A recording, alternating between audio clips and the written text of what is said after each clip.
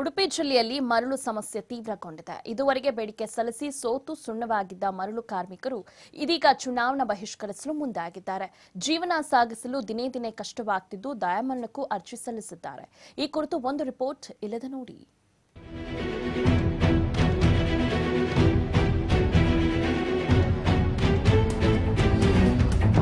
ಒಂದ್ ಕಡೆ ಜಿಲ್ಲಾಡಳಿತದ ವಿರುದ್ಧ ಪ್ರತಿಭಟನೆ, ಮತ್ತೊಂದು ಕಡೆ ಕಣ್ಣೀರಿಡುತ್ತಿರುವ ಕಾರ್ಮಿಕ. ಈ ಆಕ್ರೋಶಕ್ಕೆ ಕಾರಣವಾಗಿರುವುದು ಉಡುಪಿ ಜಿಲ್ಲೆಯಲ್ಲಿ ಉಂಟಾಗಿರುವ ಮರಳಿನ ಸಮಸ್ಯೆ.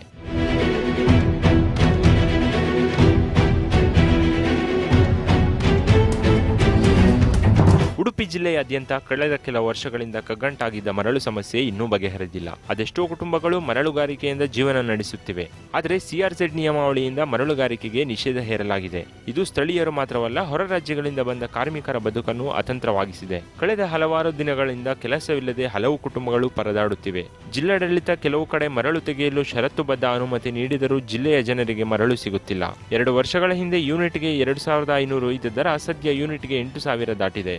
ಇದುವರೆಗೆ ಮರಳು ಕಾರ್ಮಿಕರು ಸಾಕಷ್ಟು ಹೋರಾಟ ಪ್ರತಿಭಟನೆ ನಡೆಸಿದ್ರೂ ಯಾವುದೇ ಪ್ರಯೋಜನವಾಗಿಲ್ಲ. ಪರಿಸ್ಥಿತಿ ನೋಡದೆ ಇವತ್ತು ಮನೆಗೆ ಬಂದು ಓಟ್ ಕೇಳ್ತಾರೆ, ನಮಗೆ ಓಟ್ ಹಾಕಿ ಅಂತೇಳಿ. ಉಡುಪಿ ಜಿಲ್ಲೆಯ ಜನರ ಪರಿಸ್ಥಿತಿ ಹೇಗಿದೆ ಅಂತ ನೋಡುವಂಥ ನೈತಿಕ ಇದಿಲ್ಲದೆ ಇರುವವರು ಇವತ್ತು ಬಂದು ನಮ್ಮ ಮನೆಗೆ ಬಂದು ಅಥವಾ ರಾಘವೇಂದ್ರ ಶೆಟ್ಟಿಯವರ ಮನೆಗೆ ಬಂದು ಅಥವಾ ನಮ್ಮ ಚಂದ್ರ ಪೂಜಾರಿ ಅವರ ಮನೆಗೆ ಬಂದು ಓಟ್ ಕೇಳ್ತಾರೆ. ಇವರು ಯಾವ ನೈತಿಕ ಹಕ್ಕು ಉಂಟು ಅವ್ರಿಗೆ ಕೇಳ್ತೇನೆ ನಾನು.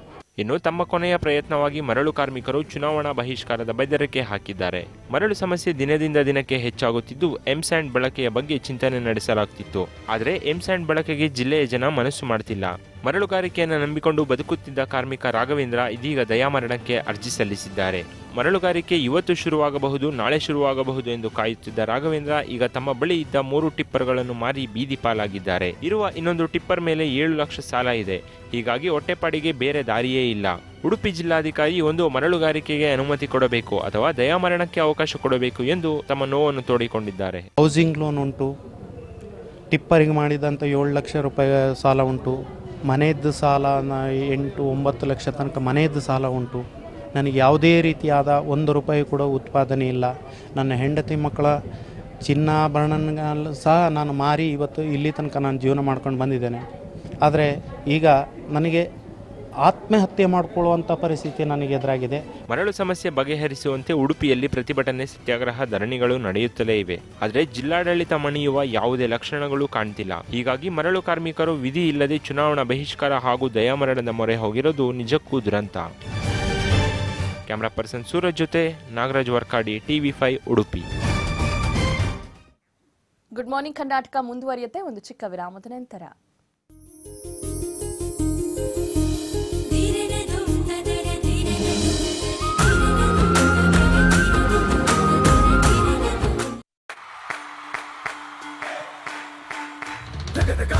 ಉತ್ಸಾಹದಲ್ಲಿ ಕೇಸರಿಯಾಟ ನಡೆಯಲಿ, ಉತ್ಸಾಹದ ಮುಗಿಲು ಮುಟ್ಟಲಿ, ಮೂಲೆ ಮೂಲೆಗೂ ತಿಳಿಯಲಿ. ಎಷ್ಟೇ ಬ್ಯುಸಿ ಇದ್ರು, ಏನೇ ಕೆಲಸಗಳಿದ್ರು, ಫಸ್ಟ್ ಹೋಗಿ ಎಲ್ಲರೂ ತಪ್ಪದೆ ಮತ ಚಲಾಯಿಸಿ ಒಳ್ಳೆ ಅಭ್ಯರ್ಥಿನ ಆಯ್ಕೆ ಮಾಡಿ. ನಮ್ಮ ಸರ್ಕಾರ ನಮ್ಮ ಹಕ್ಕು.